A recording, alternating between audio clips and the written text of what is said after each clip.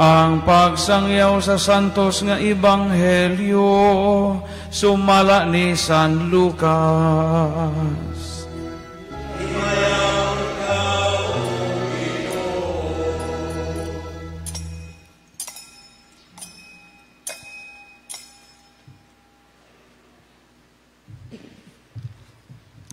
Usa ka adlaw ni ana nagtindog si Jesus sa daplin sa lanaw sa Genesaret samtang nagilugay ang mga tao pagduol kaniya aron pagpamati sa pulong sa Dios.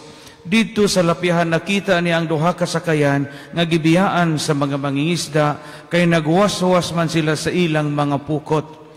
Miluwan si Jesus sa usa nining maong sakayan nga iya ni Simon. Ug gihangyo niya si Simon sa pagtuod niini og tiyutay ngadto sa tubig. Unya milingkod si Jesus sa sakayan ug gitudloan niya ang mga tao. Sa nakahumana sig sulti giingnan niya si Simon, "Palawod kamo og itaktak ang inyong mga pukot aron makakuha kamo." Si Simon mitubag, "Magtutudlo, naghago kami sa tibuok gabi ug wa mi nakuha. Apan kay nagsugo kaman, akong itaktak ug balik ang mga pukot." Ilang gitaktak ang mga pukot ug ilabihan kadaghang isda ang ilang nakuha nga tungod niini. Ang ilang mga pukot hapit na magisi. Busa, gikamay nilang ilang mga kauban dito sa laing sakayan aron moduol ug motabang kanila. Nanuol ang ilang mga kauban ug ilang gipuno pag-ayo sa isda ang duha kasakayan nga tungod niini hapit na sila mga lunod. Pagkakita ni Simon Pedro sa nahitabo, miluhod siya sa atubangan ni Jesus ug miingon, "Palayo kanako Ginoo, kay ako makasasa." Natingala siya ug ang iyang mga kauban sa kadaghan sa isda nga ilang nakuha. Natingala usab sila si Santiago ug si Juan, ang mga anak ni Zebedeo. Unya miingon si Jesus kang Simon, "Ayaw kahadlok, sukad karon managat ka na og mga tao." Ug gidahik nila ang mga sakayan ug gibiyaan ang tanan ug misunod sila kang Jesus. Ang ebanghelyo sa Ginoo.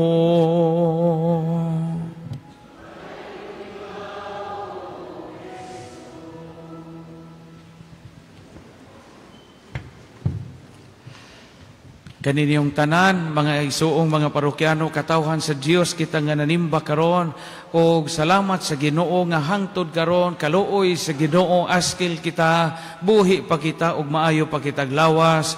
Good morning. Salamat sa Dios sa di maisip nga mga panalangin, nga iyang gihatag ka nato matag karon ug unya. Daygo nato ang iyang santos nga ngalan. Daghan kita og mahuna-hunaan nga pamalandong sa ebanghelyo karong adlaw.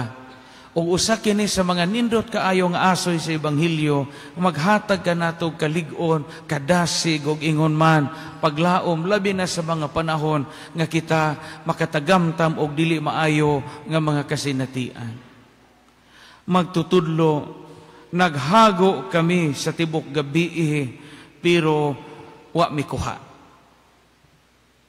Ang gaistorya ana mananagat nga dugay og naanad na nga gasigi og panagat. Tibuok gabi gahago pagkabuntag jamoy kuha. Pakyas sa ilang pagpanagat. Kita sa tong kinabuhi, di ta ganahan mo huna-huna anang pong pakyas. Sa may pakyas ka ng wa swerte ha. Sa Espanyol pa. Di mabisaya na swerte. Espanyol na. Kapakyasan sa Tagalog is bigo man siguro na. No? Kabiguan. Bigo sa pag-ibig. Ni ay mga apostoles nga nakatilaw og kapakyasan. Imo bang imagine nun, managat ka tibok gabi, wa kay tog, o ang imo pangkahago, pagbugsay, kahago nimo pagtaktak sa imong pukot, sa pagkabuntag, diyan mo kay kuha. May imagine mo nga, gipanggutom sila, huy-huy ang abaga, o diyan mo'y sod ang ilang mga basket, kung sama ilang ipamahaw. Pakyas. Di ba sa atong kinabuhi, daghan po mga kahigayunan nga kita makatilaw, nga managat kita ani kinabuhi nga diyan mo tay kuha. Di ba? Daghang mga ginikanan nga moingon, Father, sana po naho ka mga anak, wa dyan mo joy gatarong. Wa dyan mo joy nakahuman o eskwela, puro gipaangkan. Na po'y usa, duha ka bata, pero unom po'y amahan. Pakyas ko, Father, sa akong mga anak. Wa ko'y kuha sa akong pag-alima nila. Gidudyan ako silang tarong, gipakaon, gilugawan, gibantayan nga di lamukon, o niya gipatubo nga malagsik og lawas paghuman. Kinihong kinamagwa nga mo na manghagit og sumbagay sa akong bana. Wa ko'y nakuha sa akong pag-atiman sa akong mga anak. Pakyas ko, Father. Napoy uban, Padre, pakyas ko sa akong kaminyoon. Imbis nga magkaanam o gadugay akong kaminyoon, magkaanam unta ko kamalipayon, gakaanam mahinoong ko o kamagulanon. Ano man, di na ko ikasinabot akong bana, di na ko ikasinabot akong asawa, unya sa una, piskay pa kong lawas, sa bag-o pa kong minjo, mura kong julin, nga pa ikaagig piktos. Karon ang ahong lawas mura na lagbay og patong og ahong hawak mura na lagbudloy nga po'y anag duwinde. Sa may nakuha na sa kaminyoon, Padre. Liso na ba ito bago na may ilana? Mura ko oga nanagat nga way kuha. Ang uban mo yan, Father, so sayanga sa ahong anak, gipa-eskwela na ho sa seminaryo po katuig.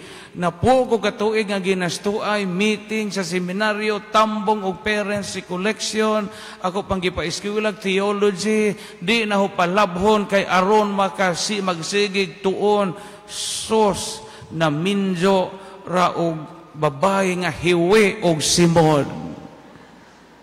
Mura kog nanagat nga way kuha. Wa mapari akong anak, Padre. Daghan kitag mga kasinatian nga tibuok gabi itang gahago, wa tay kuha. Kamatuoran na sa kinabuhi. Unya, taliwa sa kasinatian nga way kuha. Pagkabuntag na ng waswas, nagahugas na silang San Pedro sa ilang pukot, way kuha.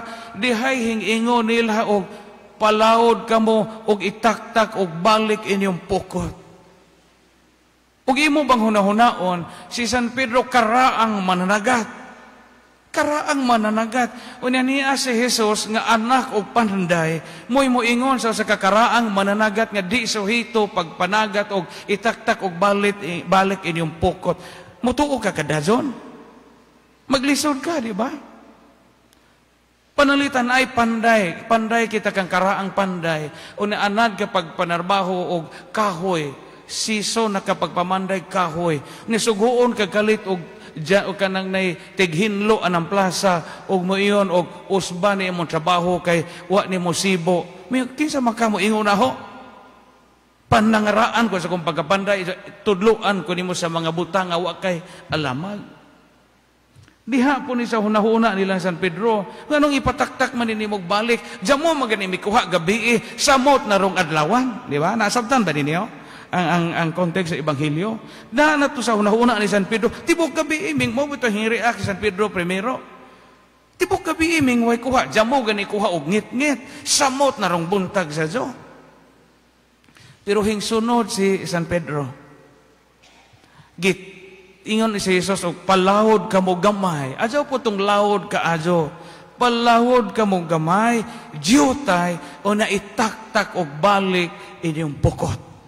Hago ko itong buhata, kay gawas-was na gud sila, Unsay sakay na po San Pedro sa kadyan balik, hindong atong unahan, gabalik og taktak.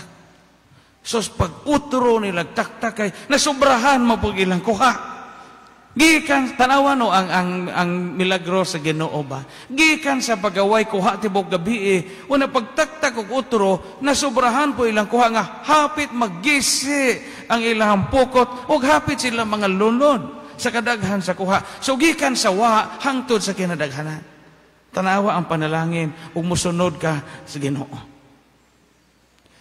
Unsa may giingon sa Ginoo duha ra ka butang, itaktak og balik ang inyong pukot og palaod mo. Ari ta mamalandong kanang inyong itaktak og balik. Daghang mo ingon mga igsuon nga nakakaon ako og tagam pader. Di na jud ko ana. Ug mga na imong mentalidad, di na ka mo venture og lawom-lawom pas kinabuhi na di gyud ka makakuhag utro. Daghang mga tawo nga moangay og mabaw. Daghang mga tawo nga anha ra sa baybayon magsigig pasok-pasok kay mahadlok umudong atong lawom. Dili na ta mo atong lawom kay malunod unsa tang mga lumos ta. Pero o sa kinabuhi og mabaw ra ta kanunay, diya mo jud kay kuha. Mao nga og mo yung ganita atong mentalidad nga nakakaon ako og tagam, di na jud kakakuha. So kamo mga nangaminjo dinhi pananglitan, unsa wa mo kakuha sa inyong kaminjoon kay pakyas mo sa inyong kaminjoon.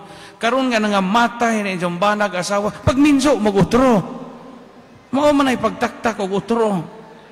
Minjo og utro, adyo mo yung nakakaong og tagam pader kay humbana kusog mangulaot ta, makabanada kag bayuton karon.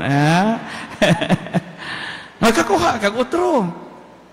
Sa una pader humbana tihi kaadyo, sinakuan kaadyo, o karon ini kaminjo ni jog utro, makabanada kag irimeta ng sweldo.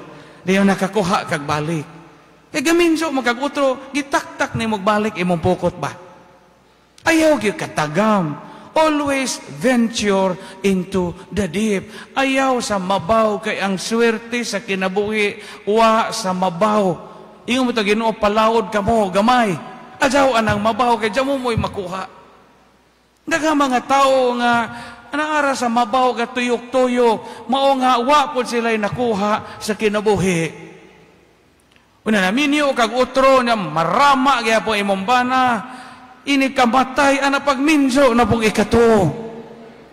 Tan-awon tag nababay mo punit ni Mogsos Ginoo ko. Hadluka man ni asawahon nga boadyahon man ning bajiha. Yan na ba? Itaktak og balik. Itaktak og balik. Hapit na maeleksyon kamong molansad og eleksyon o ibutang ta og di mo swertehon kay di man tanan makadaog. Sunod eleksyon, lansad na pagbalik. Kay aron, basig makakuha mo. Anha na mo undag lansad og ango-angohon na mo. Mao na itaktak og balik. Itaktak og balik. Paragod ang mga bata na to, kanang pag-alimag bata, pagtaktak man na sa tumpukot. Pero og wa tay makuha nila, basig mga apo na pod nato. Mo'y mo sa pupos atong kalisod o makakuha na ka. Iingana ng kinabuhi.